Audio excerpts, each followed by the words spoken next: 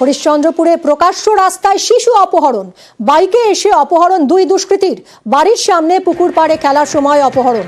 কয়েকদিন আগেই এলাকায় ঘোরাঘুরি করছিল দুষ্কৃতীরা। কথা বলবো আমাদের প্রতিনিধি সেবকের সঙ্গে।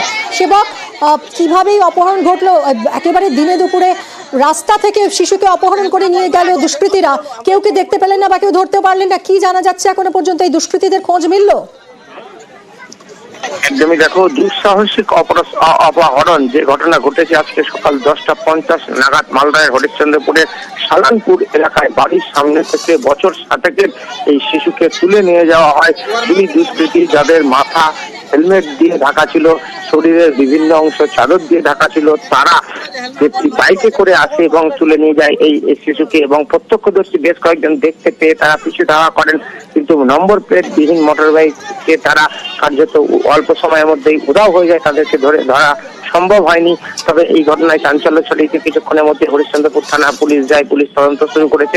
এখনো পর্যন্ত যেটা জানা যাচ্ছে যে এই যে শিশু যে অপহৃত হয়েছে তার বাবা, তিনি বড় ব্যবসায়ী, মাথার চুলের ব্যবসা করেন, তিনি ভিন রাজ্যে জয়পুরে ব্যবসা করেন এমনটাই জানা যাচ্ছে। এবং তারা কিন্তু যথেষ্ট বিত্তশালী, যথেষ্ট আর্থিক সম্বল রয়েছে তাদের। এই পরিবারের এই 7 বছরের শিশুকে অপহরণ করে তুলে নিয়ে যাওয়ার পিছনে নির্দিষ্ট উদ্দেশ্য রয়েছে এমনটাই মনে করা হচ্ছে, কারণ একাধিকবার এই কি করা হয়েছে। গত কয়েকদিন অপহরণের পরে মানুষজন বুঝতে পারছেন যে অজ্ঞাত পরিচয় এই দুই ব্যক্তি, তারা কিন্তু এর আগেও ঘোরাঘুরি করছিলেন। শুধু তাই নয়, সিসিটিভির যে ফুটেজ পাওয়া যাচ্ছে তো তার অপহরণের কিছুক্ষণ আগেও বার 3 ওই বাড়ির সামনে দিয়ে তারা মোটর বাইক নিয়ে যাতায়াত করে। ইতিমধ্যেই বিভিন্ন থানাকে সতর্ক করা হয়েছে। সিসিটিভির ফুটেজে যেহেতু চিহ্নিত হয়েছে, তাদেরকে কোনোভাবে ধরপাকড় বা শিশুকে উদ্ধারের চেষ্টা চালানো হচ্ছে এমনটা জানানো হচ্ছে। যদিও পরিবার এখনো পর্যন্ত কিন্তু বলতে পারছে না কে বা কারা এর পিছনে থাকতে পারে, বা কোনো উদ্দেশ্য বা কোনো সন্দেহ এমন কিন্তু কোনো তথ্য এখনো পাওয়া যায়নি এমনটাই পুলিশ সূত্রে জানা যাচ্ছে। ধন্যবাদ সেবক।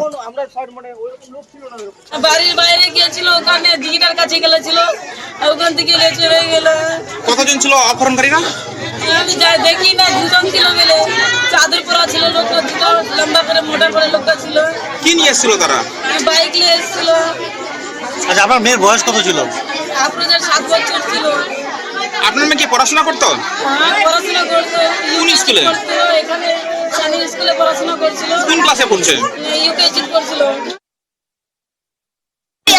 থেকে লোকটা না এদিকে যাওয়ার সময় রোজ কোনদিন দেখি সকালবেলা, কোনদিন দুপুরবেলা, কোনদিন বিকালবেলা দেখি, বুঝা রোজ আসে কিন্তু লোকটাকে আমি ফলো করছি। লোকটা আমি ভাবছি কি জানি কোনো কাজে যাওয়া আসা করছে আমাদের গ্রাম দিয়ে, কিন্তু রোজ আসে লোকটা। আজকে সকালবেলা একবার এইদিকে গেল, তারপরে আবার রিটার্ন এদিকে আসলো।